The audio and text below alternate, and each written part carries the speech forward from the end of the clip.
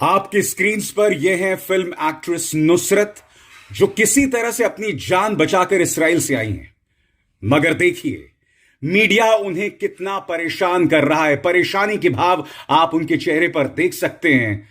मगर इस बेशर्म गोदी मीडिया को थोड़ी सी भी शर्म नहीं है कि इस मौके पर कम से कम उन्हें परेशान ना करें। इसराइल में जो संकट चल रहा है, भारत में कुछ लोग अपनी नीचता का स्तर दिखा रहे हैं, तमाम लक्ष्मण रेखाओं को पार कर रहे हैं, जिसमें यह नजारा सबसे शॉकिंग है। हमला तो इसराइल पर हुआ है ना। आतंकवादी संगठन हमस ने इसराइल पर हमला किया है, तो हम भारतीय अपनी इंसानियत क्यों खो रहे हैं? आखिर क्या वजह है कि कुछ लोग हमस जैसे आतंकवादी संगठन के आतंकवादी हमले पर भारत में यहां जश्न मना रहे हैं और उसे जायज ठहरा रहे हैं? आखिर क्या वजह है कि सत्ताधारी भारतीय जनता पार्टी मौके पर चौका मार रही है? सबसे पहले दोस्तों, आपके सामने पेश करना चाहूंगा मैं कि प्रधानमंत्री नरेंद्र मोदी ने इस मुद्दे पर क्या कहा है। आपके स्क्रीन पर प्रधानमंत्री का बयान अंग्रेजी में है, हिंदी में अनुवाद करूंगा। Deeply shocked by the news of terrorist attacks in Israel, our thoughts and prayers are with the innocent victims and their families. We stand in solidarity with Israel in this difficult hour.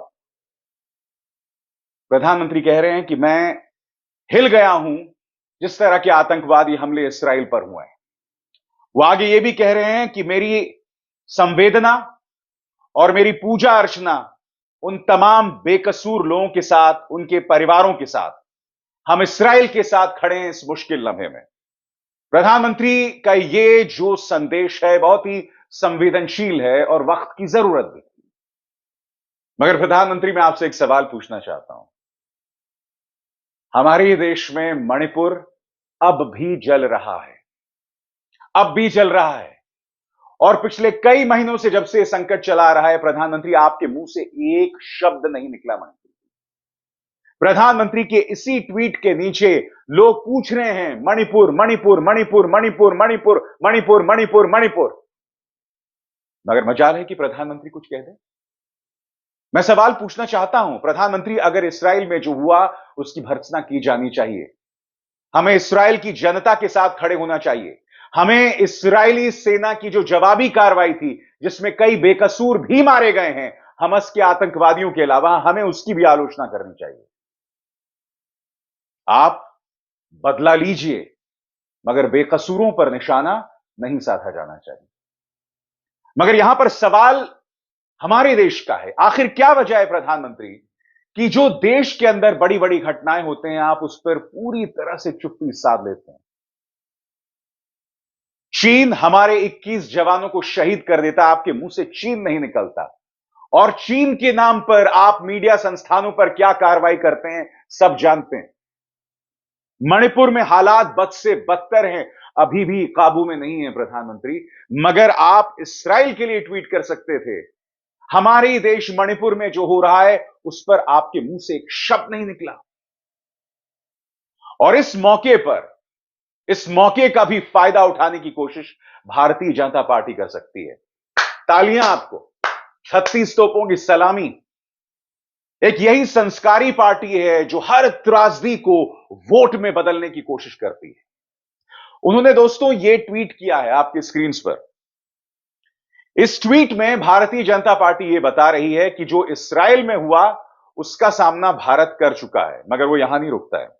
वो 2004 से 2014 की बात करता है, जब कांग्रेस का शासन था और जब आतंकवादी हमले हो रहे थे। यानी कि इसराइल में जो हुआ सो हुआ, अब उसका फायदा देश में उठा लिया जाए वोट बटोरने के लिए। शर्म तुमको मगर आती नहीं? एक त्रासदी के सहारे वोट्स हासिल करने की कोशिश। अब जाहिर सी बात है दोस्तों, कांग्रेस इसका पलटवार कर रही है। हालांकि एक बात स्पष्ट कर दूं, जो मुद्दे भाजपा ने उठाए हैं, जिन आतंकवादी हमलों का जिक्र किया है, चाहे 26/11 हो, चाहे मुंबई ट्रेन धमाके हो, चाहे हैदराबाद धमाके हो, ये सब हकीकत थी। और उस वक्त जब कांग्रेस का शासन था तो मैंने बतौर पत्रकार उस वक्त सुरक्षा की खामी को लेकर उस वक्त की कांग्रेस सरकार को कटघरे में रखा था। मगर मुद्दा वो है ही नहीं अभी। मुद्दा आज यह है कि आखिर क्या वजह है कि भारतीय जनता पार्टी एक त्रासदी का भी इस्तेमाल वोट बटोरने के लिए कर रही है। अब स्वाभाविक सी बात है दोस्तों, इसका पलटवार कांग्रेस कर रही है। क्या कह रही है सुप्रिया सुनीत आपकी स्क्रीन पर? 1999 में भाजपा के शासनकाल में कंधार हाईजैक हुआ, फिर मसूद अजहर को सुरक्षित रिहा किया गया। भाजपा के शासनकाल में 1999 में करगिल में घुसपैठ हुई, 2001 में संसद पर हमला हुआ, 2002 में रघुनाथ मंदिर और अमरनाथ यात्रा पर हमले हुए, और अब भी मोदी सरकार की नाक के नीचे आतंकवादी हमलों की एक लंबी लिस्ट है। और ये सिर्फ कश्मीर क्षेत्र के आंकड़े हैं, बाकी आगे साझा करूंगी, जिसमें आप देख सकते हैं सुप्रिया सुनीत बाकायदा पूरी लिस्ट पेश कर रही हैं। आर्निया में हमला होता है जहां 8 लोग मारे जाते हैं, मोहरा 31 फील्ड रेजिमेंट उड़ी में 11 हमारे सुरक्षाकर्मी मारे जाते हैं, कठुआ में 3 सुरक्षा जवान मारे जाते हैं, कुपवाड़ा में 3 सुरक्षा जवान मारे जाते हैं। इस तरह से पूरी लिस्ट पेश की है। कांग्रेस ने भी अपने ट्विटर हैंडल पर बताया है कि मोदी सरकार में कौन कौन से आतंकवादी हमले हुए हैं। बैंगलोर ब्लास्ट, जम्मू हमला, मणिपुर हमला, गुरदासपुर हमला, पठानकोट हमला, पंपोर हमला, कोकराझार हमला, उड़ी हमला, बारामूला हमला, हंदवाड़ा हमला, नगरोटा आर्मी बेस पर हमला, सुकमा हमला, Bhopal Ujjain passenger train bomb blast, Amarnath Yatra पर हमला, सुंजुबान हमला, दांतेवाड़ा हमला, गढ़चिरौली नक्सली बमबारी, पूरी एक list. Sukma, Pulwama, Jammu bus stand, Kashmir हमला, डिब्रूगढ़। यह भी बताया जा रहा है कि राष्ट्रीय सुरक्षा सलाहकार अजीत डोभाल ने 1999 में बाकायदा उन आतंकवादियों को तालिबान के सुपुर्द किया था, और उसके बाद मौलाना मसूद अजहर जैसा राक्षस पैदा हुआ था, जिसने फिर हमारी संसद पर हमला करवाया था। यह भी बतलाया जा रहा है कि पहली बार भारत में एक जगह जहां पर आतंकवादी हमला हुआ था, वहां भारत में आतंकवादी हमला करवाने वाली आईएसआई को निमंत्रित किया गया था। तो एक तरह से दोनों तरफ से वार और पलटवार हो रहा है। मैं एक बात स्पष्ट कर दूं, प्रधानमंत्री जब इसराइल के बारे में कहते हैं तो हम उनसे यह उम्मीद करते हैं कि वो मणिपुर के बारे में भी कहें। मणिपुर पर आप पूरी तरह से खामोश बने हुए हैं, जो अपने आप में बहुत शॉकिंग है। प्राइम मिनिस्टर, बहुत जरूरी हो जाता है कि मणिपुर में जो चल रहा है उस पर काबू पाने के लिए आप बयान दें। गृहमंत्री खामोश हैं, आपके मुख्यमंत्री अनर्गल बातें करते रहते हैं। मुझे हैरत है कि मणिपुर की जनता को लेकर आपके दिल में इतनी सी भी संवेदना नहीं है कि आप इसराइल पर अपनी बात कह रहे हैं, मगर उस पर आप कुछ भी नहीं कह रहे हैं, खामोश बने हुए हैं। और आपका जो ट्विटर हैंडल है बीजेपी का, वो तो महान है बिल्कुल।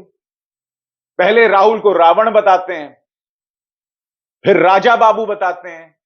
हालांकि आप जानते हैं फिल्म राजा बाबू में जो राजा बाबू यानी गोविंदा का कैरेक्टर होता है, वो अलग अलग गेटअप्स में फोटोज खिंचवाता है, अलग अलग कपड़े पहनता है, बार बार कपड़े पहनता है, कभी डॉक्टर, कभी सैनिक। और आप भी जानते हैं हमारी भारतीय राजनीति में ऐसा कौन सा राजनेता है जो सबसे ज्यादा कपड़े बदलता है, सबसे ज्यादा टोपियां बदलता है? कौन है ऐसा राजनेता? बताइए, कमेंट सेक्शन में बताइए। यानी कि भारतीय जनता पार्टी के ट्विटर हैंडल ने शालीनता की तमाम हदों को पार कर दिया। इसराइल में जो हो रहा है वो हम सब के लिए चिंता की बात है, मगर जो इसराइल में हो रहा है उसको लेकर हम अपने स्तर को ना गिराएं।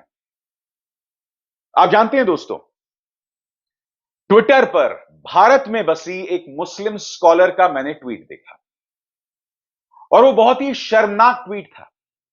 वो मोहतरमा ये बात कह रही थी, क्योंकि आपको याद है दोस्तों, एक वीडियो वायरल हो रहा है जिसमें एक औरत की लाश पड़ी हुई है, मुंह के बल उसकी लाश पड़ी हुई है एक गाड़ी में, उसके शरीर पर एक भी कपड़ा नहीं, और हमास के आतंकवादियों ने उसकी लाश पर पैर रखकर वो लोग नारे लगा रहे हैं अल्लाह अकबर को। मैं आपसे समझना चाहता हूं और मैं चाहूंगा कमेंट सेक्शन में मुझे बताएं, एक बेकसूर औरत की लाश पर पैर रखकर अल्लाह अकबर के नारे लगाकर कैसे धर्म का रुतबा बड़ा होता है? कुछ लोग इस मुद्दे पर जश्न मना रहे हैं, और जिस मुस्लिम स्कॉलर की मैं बात कर रहा हूं, मैं उनका नाम पेश नहीं करना चाहता हूं। आप मेरे ट्विटर हैंडल पर जाकर देख सकते हैं मैं जिक्र किसका कर रहा हूं। मोहतरमा ये कहती हैं कि ये इन आतंकवादियों की महानता है कि उन्होंने उस औरत के कपड़े नहीं उतारे। उनका यह कहना है कि उस लड़की ने पहले से ही बिकिनी पहनी होगी, यानी उसमें भी उस लड़की को, उस औरत को उन आतंकवादियों की महानता दिख रही है। इतने बेशर्म कैसे हो सकते हैं ये लोग, मैं समझना चाहता हूं। हकीकत यह है कि हमस ने एक आतंकवादी हमला किया जिसमें कई बेकसूर इस्राएली मारे गए, बच्चे, बूढ़े, औरतें, किसी को नहीं बख्शा उन्होंने। कुछ लोग पार्टी कर रहे थे, इतनी शॉकिंग तस्वीरें आ रही हैं दोस्तों। कुछ लोग पार्टी कर रहे थे और ऊपर से पैराग्लाइडर्स से लोग उतरते हैं और लोगों को मौत के घाट उतार देते हैं। इतना शॉकिंग हमला था। अब जाहिर सी बात है, इस्राएली सेना जवाबी कार्रवाई करेगी। हमस के आतंकवादी ठिकानों पर निशाना साधेगी, जो उन्हें करना चाहिए, क्योंकि अगर आप हिंसा का रास्ता अख्तियार करोगे तो जाहिर सी बात है आपको उसकी कीमत चुकानी पड़ेगी। मैं आपको बतलाता हूं मैं किस पहलू से सहमत नहीं हूं। मैं इस बात को लेकर सहमत नहीं हूं कि बेकसूर फलस्तीनियों को निशाने पर लिया जा रहा है, उन्हें मारा जा रहा है। उस बात को लेकर मैं सहमत नहीं हूं। हमस के आतंकवादियों को मारिए, मौत की घाट उतारिए, वो डिजर्व करते हैं। मगर यह भी हकीकत है कि इस्राएली सेना एक अरसे से बेकसूर फलस्तीनियों पर अत्याचार कर रही है, उसका पूरा इतिहास है। मगर बावजूद इसके हम भारत में बैठकर अपनी इंसानियत नहीं खो सकते हैं। उस बेकसूर जर्मन महिला को जिस तरह से रौंदा जा रहा था, मौत के बाद भी उसकी अस्मिता को लूटा जा रहा था, यहां कुछ लोग उस पर जश्न मना रहे थे। शर्म नहीं आती आपको? बताइए, शर्म नहीं आती आपको? कैसे आप अपनी इंसानियत को इस तरह से रौंद सकते हैं? यह गलत है। यह गलत है। और त्रासदी में जब आप बेकसूर की मौत पर जश्न मनाते हो ना, तो आप यह नहीं साबित करते हो कि आप किस तरफ हैं, आप यह भी साबित करते हो कि किस तरह से आपके अंदर की इंसानियत खत्म हो चुकी है। नुकसान उस मृत जर्मन महिला का नहीं है या इसराइलियों का नहीं, नुकसान आपका है कि आप किस तरह से अपने अंदर की इंसानियत को खत्म कर चुके हैं। नुकसान उन पॉलिटिकल पार्टीज का है जो इस मौके पर भी राजनीति कर रहे हैं, वोट बटोरने की कोशिश कर रहे हैं। शॉकिंग है कि प्रधानमंत्री नरेंद्र मोदी ने आज तक मणिपुर के बारे में एक शब्द नहीं कहा। जो नहीं होना चाहिए, आपको बोलना चाहिए मणिपुर। मैं नहीं जानता हूं प्रधानमंत्री आपको किस चीज ने रोक कर रखा हुआ है, क्यों आप इस तरह से खामोश हैं? आपको सामने आना चाहिए, बोलना चाहिए। बहुत जरूरी है कि आप अपनी बात रखें। बहरहाल, इसराइल और फलस्तीन हमस में तनाव बढ़ता जाएगा।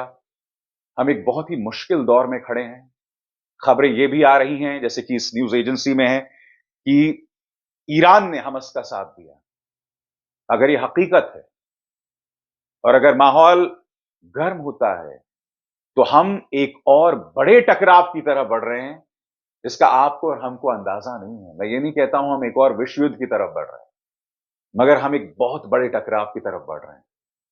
और इस मुश्किल लम्हे में हमें अपनी इंसानियत नहीं खोनी है, हमें अपने समाज को और नहीं बांटना है। क्योंकि जो इस्राइल और फलस्तीन में होगा, उसका फायदा कुछ राजनेता यहां निकालेंगे, यहां के माइनॉरिटीज को टारगेट करेंगे। हमें उससे बचना है, क्योंकि हम देख चुके हैं दोस्तों, कोरोना आता है तो तबलीगी जमात को राक्षस बनाकर उन्हें टारगेट किया जाता है। सब झूठ, क्योंकि सुप्रीम कोर्ट ने उनके पक्ष में फैसला किया था। किसान आंदोलन होता है तो सिखों पर निशाना साधा जाता है, किसानों पर निशाना साधा जाता है। मैं आपसे हाथ जोड़कर प्रार्थना करता हूं कि हम अपने आप को कितना बर्बाद करेंगे भाई?